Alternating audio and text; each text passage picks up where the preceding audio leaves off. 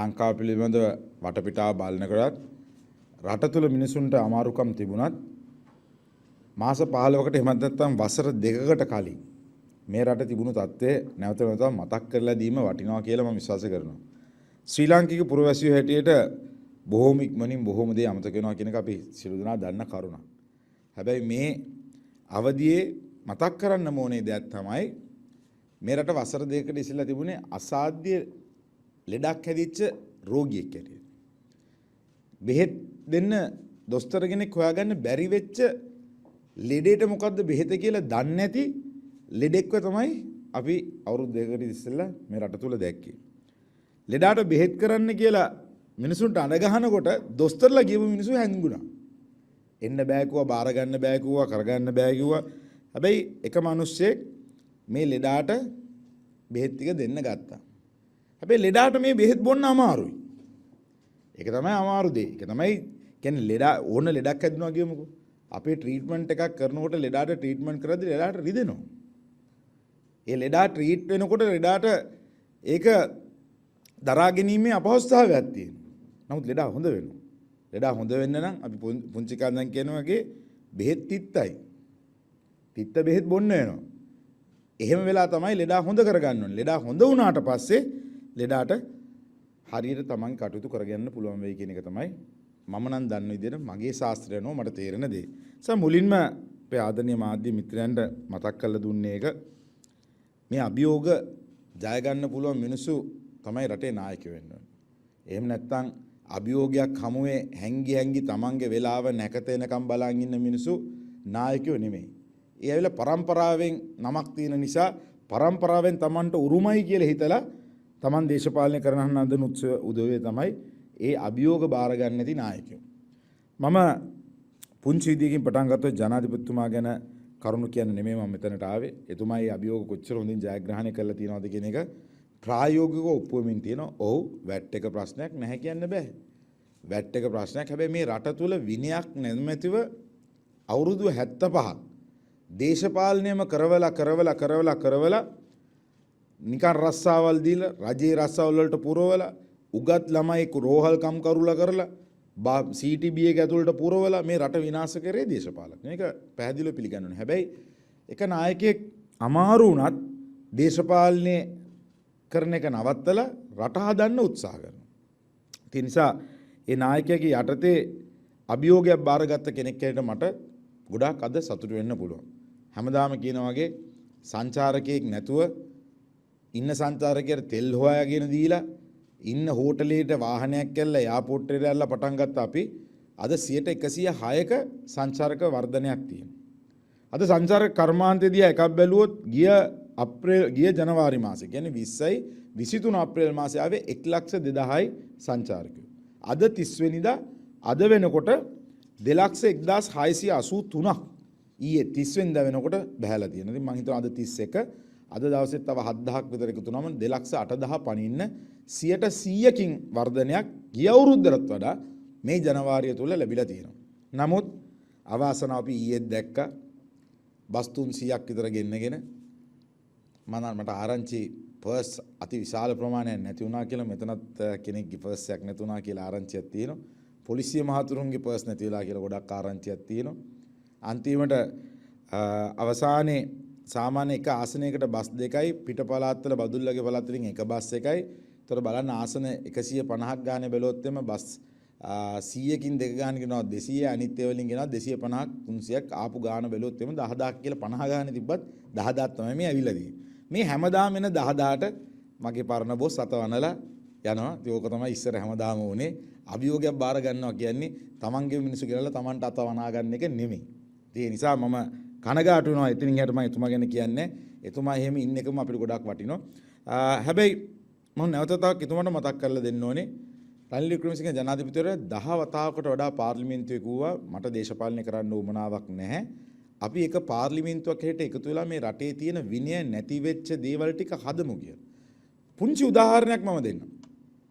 අපේ ආදායම ලක්ෂයක් නම් ඒ ලක්ෂෙන් අපිට දැන් 20000ක් විතර ටැක්ස් වලට කැපෙනවා නම් අපි ඒක ආණ්ඩුවෙන් ඉල්ලනවද පිට රටවල් වල එහෙම නැත්නම් ඒ 20000 කවර් කරන්න තව මොකක් හරි ව්‍යාපෘතියක් එහෙම නැත්නම් තවත් පොඩ්ඩක් මහන්සි වෙනවා.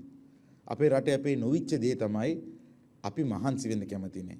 අපිට නිකන් දෙන පැන්ඩෝල් පෙත්තරත් අපි පොලිමේ ඉන්න කැමති. පොලිමේ ඉඳලක නිකන් හම්බ වෙන නිසා ගන්න කැමති. එහෙම නිකන් දෙන්න පුරුදු කරපු රටක් නිසා තමයි අද අපි මේ තැනට වැටිලා තියෙන්නේ. ඒ නිසා කවුරු කයිවාරු කියලා සෙනඟ ගෙනල්ලා බස් වලින් ඇදලා ෂෝ දාලා පෙන්නුවත් මේ රටට අර මොකද කියන්නේ අබසරණයි කියන එකම තමයි කියන්නේ වෙන්නේ. විශ්වාසයක් නැති නායකයෙක්, රට කරගන්න බැරි නායකයෙක්, ජාත්‍යන්තරයක් දන්නේ නැති නායකයෙක්, ප්ලෑනක් නැති නායකයෙක්ට නැවතවතාවක් රට දුන්නොත් අබසරණයි කියන එක තමයි කියන්නේ. ඒ නිසා ඒක මිනිසුන්ගේ අතින්ම මිනිසුම තමයි මේ දේශපාලන නායකපත් කරේ අපි ඇතුළුව. ඔබතුමාලා මේ වගකීම බාර ගන්න කියන එකත් මේ ලදී මම අනතුරු ඇඟවීමක් කරනවා. හැබැයි අභියෝග කියන්නේ ක්‍රිකට් එකක් ගමු. ක්‍රිකට් එක බාර දුන්නා. නොවැම්බර් මාස. අපි මාස දෙකක් යනකොට ICC තහනම ඉවත් කරගත්තා.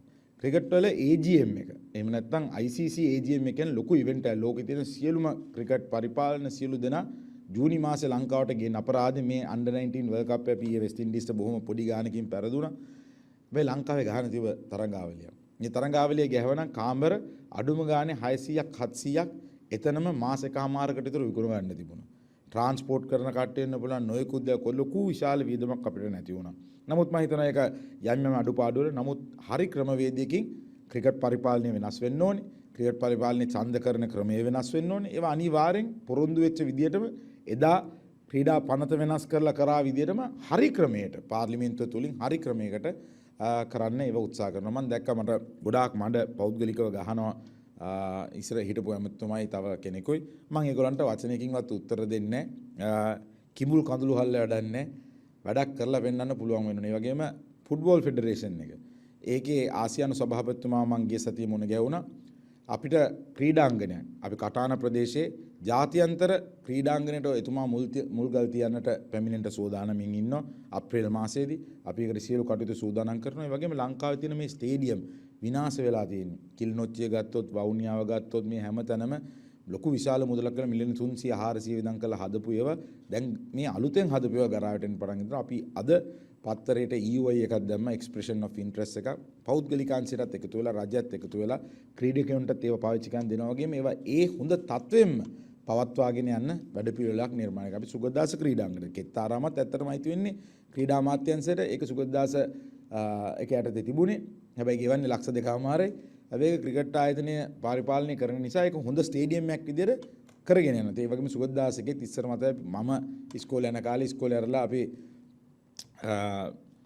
බස් එකේ ආම ස්ට්‍රීට් එකෙන් බහලා වත්තලට යන බස් එක යනකොට ඔය හරිය සෙනග කියන්නේ මොකද කොච්චි කඩිය මට්ටක් කුලිය ඔය වටේ තමයි ෆුට්බෝල් ගහපු මිනිස්සු වැඩියෙන් හිටියේ. මේ ග්‍රවුන්ඩ් රෑට ලයිට් දාලා ඉතාමත්ම ලොකු විශාල වෙනසක් තිබෙනවා. ඉතින් ක්‍රීඩාවේ අනිවාර්යෙන් පුනර්ජීවනයක් රගර් ක්‍රීඩාව සහ ක්‍රීඩා 62ක් ලංකාවේ තියෙනවා. අපි අලුත් වැඩපිළිවෙලක් ඉදිරියේදී ඉදිරිපත් කිරීමට යනවා. ඒ වගේම අපි ඉන්දියාවේ ක්‍රිකට් සභාපතිගෙන් ඉල්ලීමක් කරා IPL තරඟ දෙකක් හෝ තුනක් ලංකාවට උදව්වක් විදියට ලබා දෙන්න කියලා මේ IPL එඩිෂන් එකේ. මොකද ඉන්දියාවේ ඡන්දයක් තියෙන නිසා ඔවුන් ඒ සම්බන්ධයෙන් දැඩිසේ සලකා බලනවා කියලා මට ඊමේල් පණිවිඩයක් එවලා තිබුණා.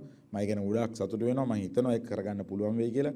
එහෙම වුණා නම් අපි බලාපොරොත්තුව මත්තල ගුවන්තොටුපළට දකුණු ඉන්දියාවෙන් ඒ ටීම් ටික මේ මැච් වලට කණ්ඩා මිනිස්සු ගෙන්නලා අපේ සූරියව ක්‍රීඩාංගණයේ තරඟ කීපයක් පවත්වන්න පුළුවන්ද කියන එක සම්බන්ධයෙන් අපි මේ අවස්ථාවේදී කටයුතු කරගෙන යනවා. ඒ වගේම මම නැවත වතාවක් මතක් කරලා දෙනවා කරන්න යන ලොකුම වැඩසටහන. ඒක තමයි ලංකාවේ ජීවිත වෙනස් කරන වැඩසටහන් දෙකක් මගේ අමාත්‍යාංශයට තියෙනවා. ඒක තමයි උරුමය. කරුමය වෙනුවෙන් මම හිතනවා අපි කරුමය මිනිසුන්ගේ අවසන් කළා කරුමය වෙනුවට උරුමයක් ලබා දෙන්න අපි ලංකාවේ මිලියන 2ක ජනතාවට උත්සාහ කරමු. ඒක වෙල රන් භූමි ස්වර්ණ භූමි එතකොට බලපත්‍ර ලාභීන් ලංකාව වෙනවා ලක්ෂ 20කට වැඩි. මේකේ පළවෙනි අදියර ප්‍රධාන ආරම්භක උත්සවය අපි දඹුල්ලේදී ලබන 5 වෙනිදා පෙබරවාරි 5 වෙනිදා නිදහස් දිනට පස්සේ දවසේ හවස 4:30ට ආරම්භ කරන්න බලාපොරොත්තු වෙනවා. අපි එදාට ඉඩම් ඔප්පු 12000කුත් 15000කුත් අතර සින්නක් කරොප්පු. ඒ කියන්නේ බැංකුවකට තියලා ණයක් ගන්න පුළුවන්. එහෙම නැත්නම් දරුවෙක් ඉස්කෝලේට දානකොට ඒකට ලකුණු ලැබෙනවා. බලපත්‍රයක් තිබුණාට ලැබෙන්නේ නැහැ. මේ සියලු දේ පළවෙනි පාරට අපි මේ දේ ඓතිහාසික ගත වැඩක් ජනාධිපතිතුමා අයවේ පොරොන්දු වෙච්ච දේ අපි පෙබරවාරි මාසෙ වෙනකොට කරන්න සාකච්ඡා කරලා තියෙනවා. මේකේ තියෙන ප්‍රමාදය තමයි එකක් ප්‍රාදේශීය ලේකම් ගාවට ඇප්ලිකේෂන් එක දීලා ප්‍රාදේශීය ලේකම්ගෙන් ගෙනල්ලා අපේ ඉඩම් අමාත්‍යාංශල අදටත් ඔබතුමාලට මම ආරාධනා කරනවා මහද්දිය මහතුන්ට මම කියන දේ බොරුවක් නම් රාත්‍රියේ 10ට විතර ගිහිල්ලා ඉඩම් අමාත්‍යාංශය බලන්න. කී දෙනෙක් වැඩ කරනවද කියලා. අඩුම ගානේ 200ක් 150ක් විතර රැටත් වැඩ. ඉඩම් ඔප්පු මේ ලහි හදන්න. හැබැයි මේ මිලියන 2කට දෙන්න මේ ක්‍රමවේදයෙන් කරන්න අමාරු. ඒ නිසා අපි බොහොම ඉක්මනින් ඒක අවුට්සෝස් ක්‍රමයක් හොයාගෙන මේක ඉතාමත් ඉක්මනින් හැම ගමකටම ඒ ඇප්ලිකේෂන් එක හැම ගෙදරකටම දීලා අපි ග්‍රාම සේවා සම් 14 අපි උත්සාහ කරනවා මේ ඇප්ලිකේෂන් එක දීලා බලපත්‍ර තියෙන කට්ටියව අඳුනා ගන්න. මොකද අපි ඔන්ලයින් දාලා තියෙනවා. ඔන්ලයින් එකෙන් බොහොම අඩු පරිසක් තමයි ඉල්ලුම් කරන්නේ. ගොඩක් ජීවිතයේ අමාරුකම් තියෙන කාලයක් කියන එක අපි දන්නවා. අඩුම ගානේ ඉඩම් ඔප්පුවක් ලැබීම තුළ ඔවුන්ගේ ජීවිතය වෙනස් කරන්න, සවිමත් කරන්න, විශ්වාසය ලබා දෙන්න, බලාපොරොත්තු දෙන්න අපිට අනිවාර්යයෙන්ම හැකියාවක් තියෙනවා. ලංකාවේ මේක ඓතිහාසිකගත වෙන වැඩක්. ඒක කතා දෙකක් නැහැ. අපිට මතකයි ගොවි ජනපද හරහා ලක්ෂ ගාණක් ජීවිත ඉස්සර කොහොමද ගොඩනැගුණේ කියලා. ඒ වගේම තමයි මහවැලි ව්‍යාපාරිය හරහා ලක්ෂ ගාණක් ජීවිත කොහොමද අදටත් ගොඩනැගිලා තියෙන්නේ කියන එක.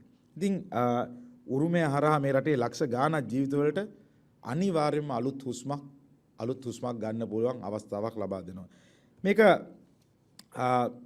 රන් අකුරෙන් ලියවෙන දවසක්. මේකට කවුරුත් ඊරිසියා කරන එකක් නැහැ කියලා මම විශ්වාස කරනවා. කවුරුරි මිනිහෙට මේ රට අයිති දේශපාලඥයන්ට නෙමෙයි, ජනාධිපතිට නෙමෙයි.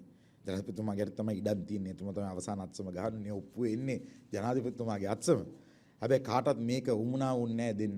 ගොඩක් ඉස්සර ගොඩක් සමහර ඇමතිවරු try කරා කාටවත් උමුණාවක් තිබුණේ නැහැ මේ වැඩේ කරලා දෙන්න. හැබැයි රනිල් වික්‍රමසිංහ මැතිතුමා තේරුම් ගත්තා. රටේ මිනිස්සුන්ට ප්‍රශ්න තියෙනවා, වැට් එක ජීවන විද්‍යාව ප්‍රශ්න තියෙනවා. හැබැයි අපි හරියට අවුරුදු 2ක් රට විනයානුකූලව ගියොත් මේ රට අනිවාර්යෙන් ගොඩනැගීමේ හැකියාව මේ ක්‍රමවේදයල් හරහා තියෙන වගේම අපි තරුණයෝ මිලියනය ගානේ අපි ව්‍යවසායකයෝ කරන්න, තරුණ ව්‍යවසායකයෝ කරන්න වැඩසටහනකුත් ඉදිරිපත් කරනවා. ඒකේ මූලිකවම කරන්නේ අපි ගත්තොත් එහෙම ටුවරිසම් ඉන්ඩස්ට්‍රි එක බැලුවොත් හෝම් ස්ටේස් කියලා තියෙනවනේ. දැන් අපේ ඇත්තට ලංකාවේ තියෙන කාමර අඩුයි. හැබැයි 1 මිලියන් දුන්නොත් රුපියල් ලක්ෂ 10ක් දුන්නොත් අපි මේ ඒ සංචාරක කලාප ලංකාවේ දැන් 49ක් වෙනක 64 දක්වා වැඩි වෙනවා. ඒ කලාපේ ඉන්න කට්ටිය ගොඩක් සුද්ධෝ එහෙම නැත්නම් සමාවෙන් සංචාරකයෝ ගොඩක් කැමති ඒ එක්ස්පීරියන්ස් එක ගන්න. හොඳ টয়ලට් එකක් තියෙන්න ඕනේ. ඒ ගෙදර උයන කෑම කන්න ඕනේ. සමහරට 5 star hotel වලට වඩා ඒගොල්ලන් කැමති මේ සල්ලි නැති කමට නෙමෙයි 5 star hotel එකට යන්නේ නැත්තේ. ඒගොල්ලන් කැමති අර එක්ස්පීරියන්ස් විශේෂයෙන්ම යන් ටුවරිස්ලා ඒගොල්ලන් හරි කැමති එක්ස්පීරියන්ස් එකේ ට්‍රේල් එක ලංකාවේ බස් එකේ ගිහලා ත්‍රිවිල් එකේ ගිහලා එහෙමත් නැත්නම් කෝච්චියේ ගිහලා මේ සුන්දරත්වය ලංකාවේ මිනිසුන්ගේ අත්විඳින්න. ශ්‍රී Lanka you'll come back for more කියලායි අපේ ටැග්ලයින් එක. ඇයි you'll come back for more අපේ hospitality එක. හැබැයි අතරතුරේ පිස්සු නටන එකෙක් දෙකෙක් ඉන්නවා. ඒ සම්බන්ධයෙන් සංචාරක පොලිසිය කටයුතු කරනවා. අපි අලුතෙන් ඇප් එකක් ඉදිරිපත් කරනවා. මේ සියලු දේවල් තැනකට ගියොත් ත්‍රිවිල් එකේ හරි බාකෝඩ් එක ස්කෑන් කරන්න. ඒතර අපිට ලොගින් වෙනවා කොයි ත්‍රිවිල් එකකින්ද ප්‍රශ්නේ උනේ. ඉතින් මේව ඔක්කොම අපි දියුණු වෙනකොට කරන්න පුළුවන් දේවල්. අපි ඒ වගේම ලංකාව ඇතුලේ ගුවන් සේවා දෙකක් ඇත්තටම ආරම්භ කිරීමට සියලු කටයුතු සූදානම් කරගෙන මට ලොකු විශ්වාසයක් තියෙනවා. තව මාසයක් ඇතුළත ඒ කටයුතු කරන්න පුළුවන් වෙයි කියලා. ඒ වගේම අපේ ලංකාව මුහුදින් වටවිච්ච රටක්. අපි කී දෙනෙක් මුහුදේ නාන්න පුළුවන්ද? අපි කී දෙනෙක්ට ගඟක බහැලා නාන්න පුළුවන්? අපිට ඒක සංකල්පය හැදිලා නැහැ. ඉතින් අපි දරුවන්ගේ පිට රටවලට ගියාම අපි දකිනවා වීකෙන්ඩ්ස් වල ජීප් එක පිටිපස්සේ ඒගොල්ලන් බෝට්ටුවක් ගැට ගහගෙන ගිහිල්ලා බෝට්ටුව දාලා අපිට මෙච්චර වතුරක් තිබිලා අපි මේ වතුරෙන් ප්‍රයෝජනය ගන්නවද කියන එක මහා ලොකු අපරාධයක්. අපේ ලංකාවේ මුහුද වටේ දෙවෙනි ලෝක යුද්ධෙන් ගිලිච්ච නැව් 143ක් තියෙනවා. ඩීප් සී ඩයිවිං වලට ඇරියොත් ලොකු මුදලක් ඩොලර් 200-300ක් ඒ ඩයිව් එකට ගන්න පුළුවන්. ස්කයි ඩයිවිං කරොත් ඩොලර් 400යි. හොට් එයාර් බලූන් එකක් 400යි. ඉතින් මේ සුද්ධ මේව පාවිච්චි කරනවා. මේ සංචාරකව පාවිච්චි. අපි මේ සියලු අලුත් ආයෝජන මේ අවුරුද්දේ ගේනවා. ඒ අතරතුරේදී අර සෙට් එකක් ඇවිල්ලා කඳුළු ගෑස් ගහගෙන ගෙදර යනවා. ඉතින් මේ මොකද්ද මේ උත්සාහය? ලෝකෙට මොකද්ද කරන්නේ? ඒතර මේ වගේක් කරපු ගමන් අපේ තානාපති කාර්යාල මෙහි ඉන්න තානාපති කාර්යාල වලින් ගහන වෝනින් එකක් civil unrest in the country caution කියලා ගහනවා. ගහපු ගමන් travel advisory එකක් වදිනවා. ඉතින් මේ කරන්නේ මේ ඔබතුමාලා හිතනද මේ මිලියන ගාණක් කරලා කරන්නේ මේ ආණ්ඩුව පෙරලන්න ආවේ කියලා? පිස්සුද? ඒ කරේ අර ජාත්‍යන්තරයට කියලා අපිව වට්ටලා එන සංචාරකයෝ අඩු කරගන්න. දැන් ඊයේ ට්‍රැෆික් එක ඔබතුමාලා ඇස් දෙකට දකින්නේ නැති. ඉතින් එහෙම වුණාම කොහොමද කොළඹ සංචාරකයෝ නෑ අඩුයි. කොළඹ ඉන්නේ බිස්නස් ලෙෂර් ටුවරිස්ලා හරි අඩුයි. හැබැයි ඒ එන ටූරිස්ට් කෙනෙක් වුණත් මේවා දැක්කම හිතනවා මේ රටේ ඇත්තටම අරුබුදයක් තියෙනවා. ඕකනේ මීඩියා වලට දාගන්නේ. සමහර නාලිකායි ඉන්නවා පළපළ ගැහුවා මේ බ්‍රේකින් නිවුස්. හරි. අපේ විපක්ෂ නායකතුමා ඔළුවෙන් රෙද්දෙන් වහන් යන එකත් ගැහුවා.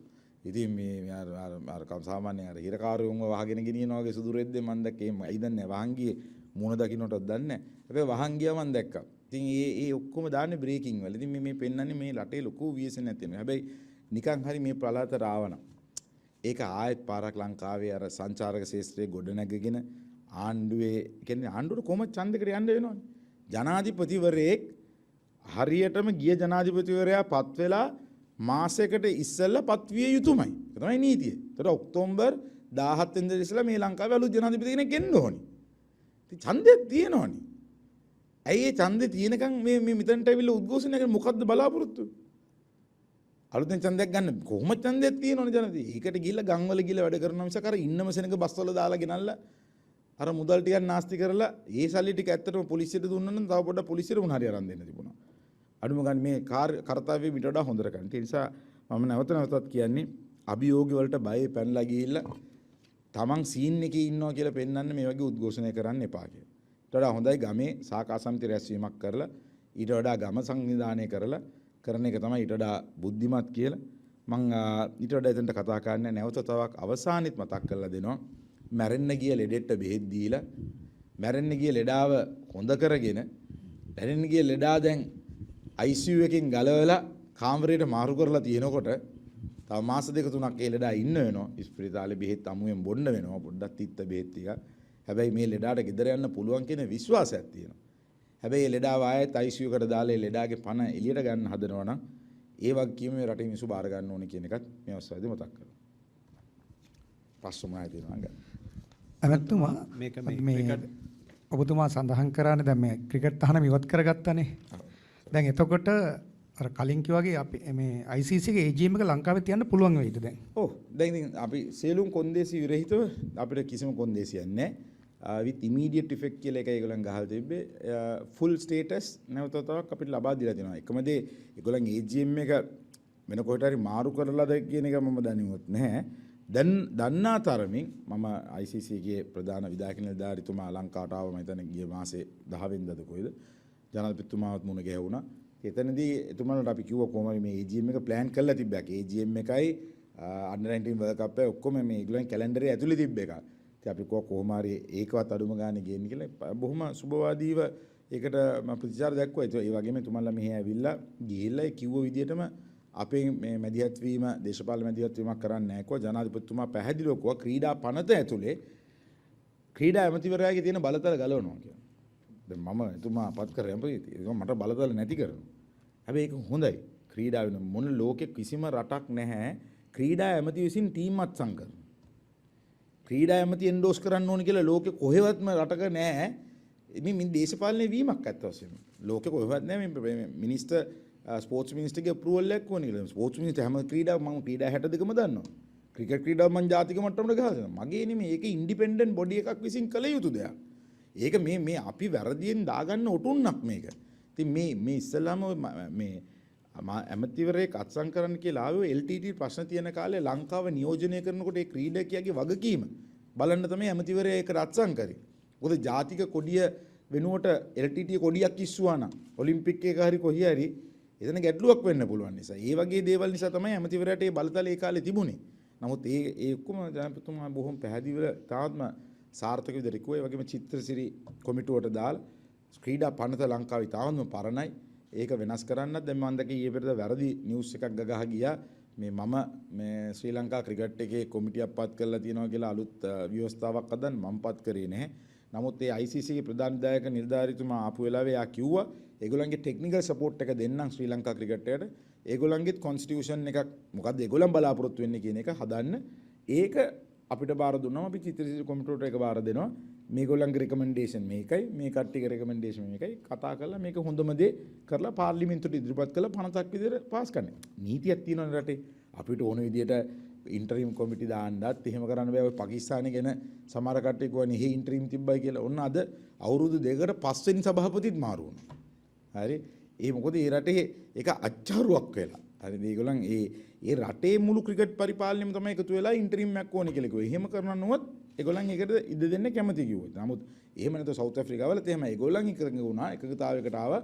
ඒගොල්ලන්ගේ ස්ට්‍රක්චර් එක ඒගොල්ලන්ගේ අලුත් ව්‍යවස්ථාව හදනකම් ඒගොල්ලන් ඉන්ටරිම් කොමිටියක් දාන්නම් කියලා. ඒ වගේ දෙයකට යන්න පුළුවන්. නමුත් මේ මොහොතේ විය යුත්තේ සියලු දෙනාත් එක්ක එකතු වෙලා ලංකාවට ඇත්තටම නැවතත් මීට වඩා බරපතලම දේ ක්‍රිකට් වල අපේ හරි ඒ ටීම් එකක් සංවිධානයක් නැහැ. අපේ ඩෙවලොප්මන්ට් ස්ක්වොඩ් එකක් නැහැ. අපි ඇත්ත වශයෙන්ම ලොකු විශාල මුදලක් පිටරට කෝචස්ලට ගෙවනවා. ඒගොල්ලන්ට KPI එකක් නැහැ. ඒගොල්ලන්ට දිනුම පෙරදුම අනුව ගෙවීමක් කරන්න ඕනේ. ඒගොල්ලන්ට මොටිවේෂන් එකක් හදන්න ඕනේ. ඒ වගේම අපේ ක්‍රීඩකයන්ට මම අලුතෙන් නීතියක් ගෙනලා තියෙනවා. මොනම විදියකින්වත් රට නියෝජනය කරලා යන ක්‍රීඩකයෙක්ට ලංකාව ගැන හැඟීම දෙන මොටිවේෂන් එක සහ ඒගොල්ලන්ට අවශ්‍ය සයිකොලොජිකල් සපෝට් එක දෙන එක සහ ඒගොල්ලන්ට ඒ දෙන දවසක පුහුණුව නැතුව ලංකාවෙන් පිටට යන්න බෑ කියලා. මම ගොඩක් කට්ටියට මුදල් හම්බ වෙනවත් එක්කම රටේ හැඟීම නැති වෙන භාවයක් අපිට පේනවා. ඒ නිසා මේක අපේ අතින් වෙන වරදක්. ඒ දරුවන්ගේ අතින් වෙන වරදක් නෙමෙයි. මම එතන හිටියනම් මටත් මේ දේ වෙනවා. ඒ නිසා ඒ தත්ත්වෙ හිතලා අපි අලුත් වැඩපිළිවෙලකට යන්න බලාපොරොත්තු වෙනවා. කනගාටුයි ඇත්තටම 19න් 15 කණ්ඩායම වුණත් අපි බලාපොරොත්තු වෙච්ච තරම් සුදුසු හොඳ දක්ෂ ක්‍රීඩකයෝ ඉන්නවා. හැබැයි ඒගොල්ලන්ගෙන් අපි දැක්කේ නෑ. ඒගොල්ලන්ගේ දක්ෂකම් හරියට පාවිච්චි කරනවා. මොකක් හරි අඩුපාඩුවක් කොතනක හරි මේක ඇතුලේ තියෙනවා. මේ අරුබුදයක් තියෙනවා. නැහැ කියන්න බෑ. හැබැයි ඒක අපි සකස් කරන්න සියලු දෙනා එකතු වෙලා මිසක් එක එක එලවගෙන ගහගෙන රණ්ඩු කරගෙන මේකට මේ ප්‍රෙස් තියාගෙන අපි උඩ බලාගෙන කෙල ගහගෙන මේක හදන්න වෙන්නේ නැහැ. මේ අපේ රට, මේ අපේ ආදරේම තියෙන ක්‍රීඩාව, අපි ඒ ක්‍රීඩාව සකස් කරන්න අපි පණ දීලා මේකට අවශ්‍ය හොඳ මිනිස්සු දාලා ඒක සකස් කරගන්න ඕනේ. ඉතින් මම හිතනවා පරිපාලනයට අත ගැහිම නෙමෙයි. අපේ වියදම මොකද ගොඩක් මිනිසුන් නොතේරෙන දේ තමයි ක්‍රිකට් වලට වියදම් කරන හැම රුපියලක්ම අපිට වෙලා තියෙන්නේ අපේ මුදල් අමාත්‍යාංශයෙන් නෙමෙයි. ඒක ICC එකෙන් යන්නේ. ඒක තමයි ICC එක no political interference කියන්නේ FIFA එකත් එහෙමයි. ඉතින් ඒක තමයි මෙතන තියෙන ප්‍රශ්නේ. ඉතින් මේ සංගම් වල ඉන්න මිනිස්සු කියනවා උඹලට අයිතියක් නැහැ කියලා. වෙයි එහෙම වෙන්න බෑ. මේක අපේ රට. අපි අතර හොඳ සම්බන්ධයක් හදාගෙන නීතියක් එක්ක ඒ දේ හරියට කරොත් මම ක්‍රීඩාව දියුණු කරන්න හැකියාවක් තියෙයි. දැනටත් ඔලිම්පික් වලට තාම කිසිම කෙනෙක් සුදුසුකම් ලැබලා නැහැ ලංකාවේ. නේ අවුලක් නේ ලංකාවේ ක්‍රීඩාවට ආස රටක්. කොයි හරි අපි වරද්දගෙන තියෙනවා මේ පෞගිය අවුරුදු දෙක තුනේදී. මම හිතනවා අපි ඒකට වැඩපිළිවෙලක් හදාගෙන එනවා. ඒක සාර්ථකව ඉටු කරන්න පුළුවන් වෙයි කියන එක මට ලොකු විශ්වාසයක් තියෙනවා. හැමදාම මට හම්බ වෙන්නේ අන්තිම කෙටි කාල ටක් ගාලා 100 මීටර්ස් දුවන වැඩ. හැබැයි මම උත්සාහ කරනවා ඒ තිබ්බ 100 මීටර්ස් එකෙනුත් මම සූදු කරන කට්ටියට එන්න බැරි වෙන්නත් තරඟ පාවා දෙන්න බැරි වෙනත් ආසියාවේ එකම රට හැටියට ලංකාවපත් කරලා අපි නීතියක් පනතක් පාස් කරලා පොලිසියක් විශේෂ ඒකකයක් පත් කරලා ඒ ඔක්කොම මාස 8න් කරා. මම විශ්වාස කරනවා මේකෙත් මොකක් හරි මැච්චයක් ගහගන්න පුළුවන් වෙයි කියලා. ඒ වගේම තමයි ඔබතුමා මේ පහුගිය කාලේ ක්‍රිකට් ඇමති කළාදී දැන් කිව්වා වගේ ක්‍රිකට් පනත යම් වෙනසක් කරා. දැන් අපි දන්නවා ක්‍රිකට් සංගමේ සංගම් තියෙන 100 ගාණක්. මේක අඩු කරන්න ඕනේ කියලා කොයි කාලයක් යනකොට අඩු කරන්න පුළුවන් වෙයිද? මම හිතනවා ඒක පුළුවන් දැන් චිත්‍රසිරි කොමිටුවෙන් තමයි ඔක කරන්න ජනාධිපතිතුමා බාධා දෙන්නේ. හැබැයි වැඩි දෙනෙක්ගේ එකඟතාවය ඇවිල්ලා තියෙනවා 60 ගානකට බස්සන්න. මම හිතනවා ක්‍රිකට් දැන් ඉන්න ක්‍රිකට් පරිපාලනයත් ඒකට සුබවාදී ප්‍රතිචාර තියෙනවා. ඒ නිසා මම හිතනවා ඒක තමයි හොඳ ආරම්භය. ඒ වගේම තමයි මම හිතනවා මේ ටෝර්නමන්ට් ලීග් එකේ මැච් A ඩිවිෂන් ලීග් එකේ මෙතන 20 ගානක්ද කොයිද ගහනවා. එහෙම වුණාම ටැලන්ට් එක හරියට සෙට් වෙන්නේ නැහැ. මන් දන්නේ මට තේරෙන ක්‍රිකට් අනුව. ඉතින් මට තේරෙන දේ මං කියලා තියෙනවා. සනත් ජයසූරිය මැතිතුමා ඇත්තටම විශාල කාර්යයක් කරනවා. අදත් එතුමා දකුණු අප්‍රිකාවේ ඉන්නේ. මම ඒ තියේ පෙරද හොලවල එතුමා පඩි අරන්ද කියලා. පඩි අරගෙනත් නැහැ තාම. ඒ පඩියක් එතුමාට දෙය යුතු එතුමා කරන කැපකිරීමට. මොකද අපේ ට්‍රේනින් හැමතැනම දවසෙම වෙන්නේ කෙත්තාරාමේ. ඒතකොට ඒ කෙත්තාරාමට ගිහිල්ලා සමහර ලොකු පඩි ගන්න උන්දලා ඉන්නෝ එතනට එක දවසක්වත් ගිහිල්ලත් නැති. හරි ඉතින් එහෙම වෙන්න බෑ. ඉතින් ඒකේ අන්තික උදේ 6ට ප්‍රැක්ටිස් පටන් ගත්තාම දවල් 1 වෙනකන් සමහර ප්‍රැක්ටිස් කරනවා. එහෙම මානසිකව එහෙම ක්‍රීඩා ගන්න බෑ. එක්ක ෆිට්නස් ට්‍රේන් කරන්න ඕනේ උදේ වරුවේ. ඊට පස්සේ ස්කිල් කරන්න ඕනේ හවස. ඒ ක්‍රීඩකයා එතන රඳ වෙන්න ඕනේ. හැබැයි කෙත්තරාමේ ස්විමින් පූල් එකක්වත් නැහැ. දැන් ඒ ස්විමින් පූල් එක හදන්න මොකද ඒගොල්ලන්ට රිලැක්සේෂන් ඕනේ. ලෝකේ අනිත් රටවල් එක්ක බලද්දී අපි ගොඩාක් අඩුපාඩුකම් තියෙනවා. හැබැයි ක්‍රිකට් පරිපාලනය අපිට පොරොන්දුවක් දීලා තියෙනවා. ඒ සියලු දේ හදනවා කියලා. ඒ වගේම රන්දිගිරි දඹුරු ස්ටේඩියම් එකේ ඒගොල්ලන් වෙනම ඇකොමඩේෂන් හදලා ඇකොමඩේෂන් සෙන්ටර් එකක් හදලා අන්තික අපේ ලංකාවේ ක්‍රිකට් ගහන්නේ කොහෙද? මාතරින් ඔන්නම් මෙහාට ගහයි. මාතර ගාල්ල අම්බලන්ගොඩ ඊට පස්සේ කළුතර පානදුර මොරටුව ඔය ඊට පස්සේ කොළඹ වත්තල ජායල කඳාන මීගමෙන් එහාට ක්‍රිකට් නැහැ. කුරුණෑගලින් ඔන්නම් පොඩ්ඩක් එක්කෙනෙක් ඔය රංගන හිරත් ලෙහෙම ආවා. නුවරින් සංගක්කාරලා මහෙල්ලලා දික්කල්ලලා සංගක්කාරලා මුරලිදරන දික්කල්ලලා ආවා. වෙන කොයින්ද එළදී? වෙන කොයින්ද ජාතික ක්‍රීඩාවට එළදී? සීගිරියෙන් දබුල්ලෙන් එළදී. බදුල්ලෙන් අම්පාරෙන් එක් තියෙනවා. එන්නවත් chance එකක් නැහැ. ඒ නිසා අපේ ක්‍රිකට් ගමට යන්න ඕනේ. ක්‍රිකට් තියෙනවා. ඒ මොකක් හරි අඩුවක් තියෙනවා. ඉතින් ඒක මම හිතනවා ක්‍රීඩා ප්‍රවීණයෝ අපි ගොඩක් කට්ටියට කතා කරලා තියෙනවා. වුන් එක එක වැඩසටහන් ඉදිරිපත් කරලා තියෙනවා. කොහොමද කාලය තුල හරි ක්‍රමවේදයක් ලංකාවට ගේනවා. ඒකයි අපි කිව්වේ දැම්ම සැරසෙමු කියලා.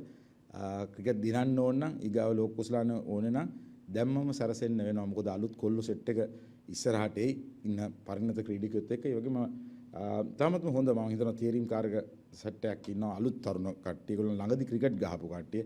ඒගොල්ලන් A ඩිවිෂන් ගහපු ක්‍රිකට් ගහපු කට්ටිය නිසා ඒගොල්ලන් දන්නවා කවුද හොඳ දක්ෂ ක්‍රීඩකයෝ යට ගිහිල්ලා ඉන්නේ කියලා. ඉතින් මම හිතනවා ඒකෙන්වත් අපිට පුංචි කෙටි කාලීනව හොඳ ක්‍රීඩකයෝ ටිකක් හොයාගන්න පුළුවන් වෙයි කියලා. ඊට පස්සේ ලොන්ග් ටර්ම් ප්ලෑන් එකක් තියෙනෝනේ. Short term, mid term, long term plan තුනක් තියෙන්න ඕන කියලා මෙසේජ් කරා. ඒ වගේම තමයි තව ප්‍රශ්න දෙකයි තියෙන එකක් තියෙනවා. මේ එක ප්‍රශ්නයක් තමයි දැන් ඔය ඔබතුමාට අදාළම එකක්. දැන් රංගිරි දඹුල්ල ක්‍රීඩාංගණයේ ප්‍රතිසංස්කරණය කරා ඒක ළඟදී විවෘත කරන අලුත්ම තත්ත්වය මොකක්ද?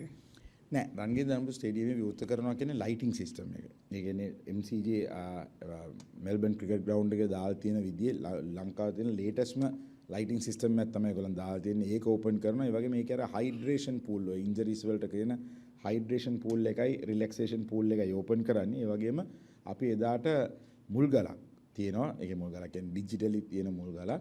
ස්ටේඩියම් එක පේන්ට් කරලා රීෆර්බිෂ් කරලා අරන් තියෙනවා. හැබැයි මීඩියා සෙන්ටර් එකක්. විශේෂම media centre international quality media centre එකකුයි ස්ටේඩියම් එකකුයි. මම දැක්කා ඒගොල්ලන්ගේ බජට් වලින් ඒකට පාස් වෙලා තියෙනවා බිලියනයක්. ඒ හා සමාන මුදලක්. ඒ වැඩේ ආරම්භ වෙනවා. හැබැයි දැනට තියෙන තත්ත්වය වෙන ඇෆ්ගනිස්තාන් තරඟ ටිකක් 17 වෙනිදාද කොයිද පෙබ්‍රුවාරි මාසේ එහෙ පටන් ගන්නවා. මම පිටින් තුන් පතාවක් විතර ගියා. අපි අර උරුමය වැඩසටහන කරන්නේත් ඒකේ කාපාක් එකේ පිට ග්‍රවුන්ඩ් එකේ කාපාක් එකේ කරන්නේ. ඒ උත්සවයක් කරලා ග්‍රවුන්ඩ් එකටත් ඕපනින් එකක් දීලා අපි එදාට එනවා පොඩි ලස්සන වැඩක් කරනවා පස්සේ. හොඳයි අවසන් ප්‍රශ්නේ මේ දේශපාලන පැත්තට සම්බන්ධව ඔබතුමා කතාව ආරම්භ කරද්දී කිව්වනේ දැන් ඔබතුමාගේ පරණ නායකත්වයක ඔබතුමා නුවර ඉඳන් කොළඹට ඇවිල්ලා බොහොම හොඳ රැස්වීමක්ම කරා දැවන්ත උද්ඝෝෂණයක් කරලා. හැබැයි ඊයේ දින සිදුවීම තුලදී මගේ තමයි පර්ස් එක නැතුනේ සහ මේ පොලිසියගෙත් නැතිවෙලා තිබුණා මම ඉද්දී පොලිසියට ඇවිල්ලා හිටියා. මොකක්ද මේ වෙනස? කරන්නම් වාලේ කිරීම තමයි මම දැක්කේ. ඒකේ තිබ්බ අඩුපාඩු. ඒ කියන්නේ බොක්කෙන් බහැලා කරන එක නෙමෙයි. දැන් අර මේක කරන්න ඕනේ, පෙන්වන්න ඕනේ කියලා කරන්නේ. අපි මෙතන ඉන්නවා කියලා පෙන්වන්න කරන්නේ. ඒ වගේ වැඩ කරනකොට තමයි එහෙම දේවල් දකින්නේ. සංවිධානාත්මක කියන්නේ මට මතකයි මේ අරගලේ ඉස්සෙල්ලා මෙතනට අරන් ආවේ මමනේ. හරි. ඔය අරගලේ අන්තිම අපිට මොකද පාරවල් අරගෙන මට ඇත්තටම මුනේ පෞද්ගලිකව කලකිරීමක් වුණා මගේ රට මෙහෙම මම බැට්ටුවාද කියලා. ඒ නිසා මට ආත්ම මේකක් තියෙනවා මම දේශපාලනය කරත් නොකරත් දවසක මගේ හෘද සාක්ෂියට අනුව මට හිතුණා මම වගකීමක් කරන් අභියෝගයක් බාර ගන්න ඕනේ. ඒකයි මම සංචාරක ශාස්ත්‍රයේ මිල්ලුවේ ජනාධිපතිතුමායි.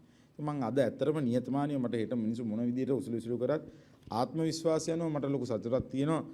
අඩුම ගානේ වැටිච්ච එකක් ඉස්සෝ කියලා මිනිස්සු අහනවා මූ කොහොමද සුද්ධ ගෙනාවේ කියලා. ඒක දන්න මිනිස්සු දන්නවා. කොහොමද කරේ කියලා ඉන්දියාවට කොහොමද ගියේ මොනවාද කරේ එයාලයින් වලට මොනවාද කරේ අවුරුද්දක් පඩි ගත්ත නැහැ එක්කෙනෙක්වත් හොඳ කිව්වොත් පාර්ලිමේන්තුවෙන් අවුරුද්දක්වත් කෑවේ නැහැ එකෙක් හොඳ කියනවාද හෙනම ඉල්ලන එකනේ කියන්නේ නිවන්සුන් ලංකාවේ තියෙන අලුත්ම වචන නිවන්සුන් කියන්නේ හොඳ දෙයක් කාට හරි නිවන්සුව ප්‍රාර්ථනා කරනවා නම් ඒ කියන්නේ ඇත්තට ඊගා භවයේදී නිවන් ලැබියන් කියලා ඇත්ත වශයෙන්ම ජෙප්පොන්ට තේරෙන්නේ නැති ප්‍රශ්නේ තමයි උන් කියන වචනේවත් දන්නේ නැහැ මොකද්ද කියන්නේ කියලා ඒ වචනේ හරි ඉතින් නොදන්නම් වාරේ අපේ ඉන්න කොටාගෙන යන අර ගෙවල් වල පුඩුරත් කරන සෙට් එකක්. වැඩක් නැහැ නේද? ඔය එකේ ගහනවා. හැබැයි නිවන්සුව කියන ප්‍රාර්ථනා කරන එක හොඳයි. මටත් ප්‍රාර්ථනා කරනවා මම බොහොම කැමතියි. මොකද නිවන් යන්න තියෙනවනම් අපේ ඒ කියන ඉටර්නල් රෙස්ට් කියලා කතෝලික ආගමේ කියන්නේ ඉටර්නල් රෙස්ට් ලැබෙනවා නම් මම සමතියි. මේ ජීවිතය කියන්නේ කරුමයක්. ඒකට තමයි අපි උරුමයක් දෙන්නේ. එමන්තුමා හිටපු ක්‍රීඩා ඇමති රොෂාන් රන්සිංහ මහත්මයාගේලා තිබ්බා සනත් ජයසූරිය ක්‍රිකට් ආයතනයේ තනතුරකට පත් කරන්න යද්දී ICC එකෙන් ඒකට විරුද්ධත්වය පළ කරා. නමුත් ඔබ ඒ පත් කිරීම කරද්දී එතන ගැටලුවක් ආවේ නැහැ කියලා. මෙතන හැඳි දෙකකින්ද ICC එක බෙදලා තියෙන්නේ. මම මාර පුරක් වෙන්න ඕනේ. ICC වට ඒව සලකනවා නම් මමත් වෙනන්නේ අර ජේෂාත් එක්ක ICC ප්‍රෙසිඩන්ට් එකට ඉල්ලන්න ඕනේ. ඒව නම් ICC වට එහෙම සලකනවා. එහෙම නෙවෙයි. මිනිසුත් එක්ක හැසිරෙන්න ඕන ක්‍රම තියෙනවා. මිනිසුත් එක්ක අර අපි ඉංග්‍රීසියෙන් කියන බුල්ලින චයිනා ෂොප් වෙන්න බෑ. නිකන් ගිහලා ඇමතිකමක් හම්බුනාම ගිහලා මම එතුමාට හරි ආස කෙනෙක්. අපි බොහොම හොඳ මිත්‍රයෝ. එතුමා මම දැක්කා එකකව මට කියනවා මම කැමති නෑ එතුමාට ඒව මේව කියන්නේ එතුමා ජනාධිපති සීනේක ඉන්න කෙනෙක්. ඒ නිසා එතුමාට ජනාධිපති වෙන්න කියලා මම ප්‍රාර්ථනා කරනවා. මේ රටේ ප්‍රශ්න විසඳන්න. ඉතින් එහෙම කියලා මම එතුමාගේ ජනාධිපති සීනේට සුබ පතනවා. මම පුළුවන් වුණොත් ICC එකෙන් එතුමාට උදව්වක් අරන් දෙන්න. Minister, two questions, please. Number one, what are your projections for the tourism industry in 2024? What are your arrival targets, revenue targets? And also, what are your key source markets? Because now we have the visa-free arrival situation, but that's going to wrap up from March. Do you hope to extend it? Can you please explain some of that? I hope I can convince the cabinet to extend it, because I actually see a massive benefit out of the free visa. To your first question, yes. Our targets for 2024 is about 2.2 million. And I feel that starting this month, when we had the 200,000, jumping over 200,000, I feel I'll be lucky enough if the country is settling in without any issues. This will be okay. And I saw even recently, there was such a big thing circulating about the Yala Jeeps, or the cost of the Jeeps. And it was 15,000, something was 30,000. But let's say if it's a 30,000 for the whole day, it's not even, it's less than even $70, right? For a full day in a park, in a vehicle. Would you think that you can get a $70 vehicle anywhere else in the world? 30,000 is less than $50 for that trip, or 4 hours. See, our currency has depreciated, or now it's appreciating from where it was. But these are things that we should not publicize negative things on our own. We are going through a crisis, and this is a cost, and these cost increases all because we have to be a disciplined country. Our source markets currently, number 1 is India, number 2 is Russia, number 3 is UK, number 4 is Germany, number 5 is France, number 6 is Australia, number 7 is China. So I remember the first 7 very well. Others changes a little bit, but we are really pushing on Japan, South Korea and Australia, because we see immense potential in these 3 countries, because Australia specifically used to go to Bali and Thailand all the time, and they are quite, I would say, tired of being into the same place. And Sri Lanka is an ideal place, because on the rating, Sri Lanka is on the first 10. In every blog, every magazine, we have come up at the number 7, 6, 5, 4, we have been there. So I think the buzzword for tourism, Sri Lanka has actually got in there. And another thing was, Sri Lanka Tourist Promotion is putting out a lot of money this year on a global campaign, which was not done for 15 years. So I think if all goes well, we will have one of the record years. And that's why I said one problem we are facing is hotel rooms. Very soon we are going to have a problem in hotel rooms. That's why I want to have a youth empowerment program, having homestays, giving children the accessibility to internet access, to be able to do booking.com once. Candy people can have homestays easily, anywhere, in a nice location. Sri Lanka is beautiful. Sri Lanka is a studio set, if you really look at it. And we can do quite a lot of things. I mean, even young people, entertainment-wise, drumming, whatever they can to improve tourism in Sri Lanka, maybe put some water sport items, get these things going.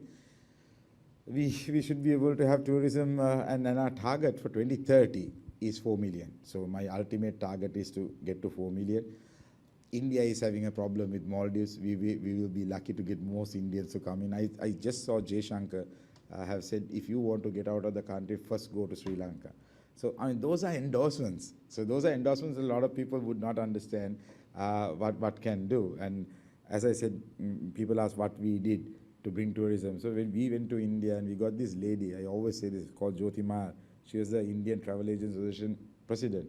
She was like a mother of Sri Lanka, and she kept on saying at all these big events to nominate 10 people to go to Sri Lanka. That's how we started. People don't understand how it started. And we had to show Sri Lanka was normal. Sri Lanka was not in a problem, because in India, all the media showed like the Aragalia, people storming in, people are fighting, no electricity, no gas. Imagine how difficult it was to cut that entire mindset, saying that Sri Lanka is safe to come back. So it's unfortunate. Sri Lankans would never appreciate what has been done, but we were lucky be able to communicate and get that done. Minister, revenue targets for 2024, and can you please expand a little bit on the whole, you were talking about a room shortfall. How many rooms do we have now? How many rooms would you like to see? Yeah, so we have officially close to about, official as in star class, star category about 50,000 rooms. And informal sector, that is the homestays, guest houses, another 40,000, about 90,000 rooms. But I think we will have to really improve ourselves and the standards, the quality. And I'm happy to say, Taj Samudra, I was there on the 31st night just to not to eat or anything. I went to the balcony to see the musical show because I didn't even go to the musical show stage. I only looked at it from the balcony and stayed to see how everything was done. And the staff came and said, after Taj opened, the highest service charge was ever paid in this December. A lot of hotels told me the same thing. Occupancies are brilliant. And I think media didn't write too much about it, but actually ask the hoteliers, don't ask me, ask how well their season was, and ask them how well the bookings are for the upcoming season. So why we want to go to Australia also is because our low season. I don't think Sri Lanka is a seasonal country. Sri Lanka is a right the year-round country, but for the monsoons we used to say Mirissa Pattema, the season is different. But now with the global warming, actually you can even use that area because the sea is not that rough. So only thing we want to see is Navy getting involved with us a lot. And I spoke with the commander. We want to keep our beaches safe without people drowning. 100 people drown in Negombo per year. So අපිට ඒවල ගල් වැටක් දාලා reef එකක් විදියට හදලා, so we can do a lot of changes. So we have now formed a small committee with the Air Force Commander, Army Commander, Navy Commander, and the IGP and the CDS to get into tourism and how to, I mean, not militarize it, but you know, we have the staff and the capacity of doing it and keeping our water safe and getting more water, people into the water, because people die to get into the waters like this, and unfortunately we don't get into the water. So we need to build that culture in, and we are looking forward to doing it in a big way. And yachting, boating, fishing, deep sea fishing, diving, what more can we do? Surfing, kite surfing, all of that. So there's loads of opportunity. And we have so much of internal water bodies, tanks. And we are even starting, thanks to an MP from Kegal district, he gave us a proposal. We're trying to start a ferry service, one from Kalni River to up to Kegal, a ferry service. I mean, things should change in Sri Lanka. I mean, from Puttalam, you can come to Port City easily. And these ferry services should start. And that's what I would like to see Sri Lanka in another couple of years. We should see the waters having so many boats, you know, maybe ferry services. This is a country that is so blessed. Unfortunately, we are fighting over small things for power. That's it. Revenue target for 2024, Minister. Yes. Last So question. 2024, 2023, we were looking at 2.4 billion, but we came close to about 2.1. There is a technical issue of finding out how the revenue comes in. So now we are getting a global app for this or a global software for this to find out exactly how much they spend. But let's say immigration එක දෙන statistics තමයි we take. So I mean, even when we go abroad, sometimes we put 2,000, but we use our credit card, we book the hotel and go. So those are all revenue. So even though when you say 2.2 billion, it could be actually more than 5 billion. And whereas this software will enable us to exactly know the closest, and we are also bringing a software to exactly know where the tourists, Russians would like to go or the Chinese would like to go. They'll have the safety net. We will know exactly what they spend, and we will know exactly what they spend on. And also there is a big blueprint President has done, which even right now here, just opposite here, the President House is going to go away. It's going to be opened up for a tourist zone, and the Navy camp also might be shifted. This area will be an entertainment area. The Colombo does not have entertainment. And that is one of the reasons no foreigners are coming, no leisure foreigners, only business travelers come and Indian casino players come. Nobody else come into Colombo, but we have the hotels, but still they are full. That's the diaspora of us, business people, political people who are coming. But Colombo is a beautiful, vibrant city. We need to have more entertainment, so we're looking at from Lotus Tower to Exhibition Convention Center, those warehouses to be given out, converted into tourism activities. There's a water Bere Lake. We are going to have a massive fountain with music and everything coming up before Vesak near Cinema and Life, together with Cinema and Life, Sri Lanka Tourism and a private sector partner. Colombo needs to look nice for people to come into Colombo. So any tourists who come to Colombo, Sri Lanka should at least stay in Colombo for 3 nights. That doesn't happen at the moment. They straight go to down south or they go to on the trails. So we need to brand Sri Lanka more. So my ambitious target for next or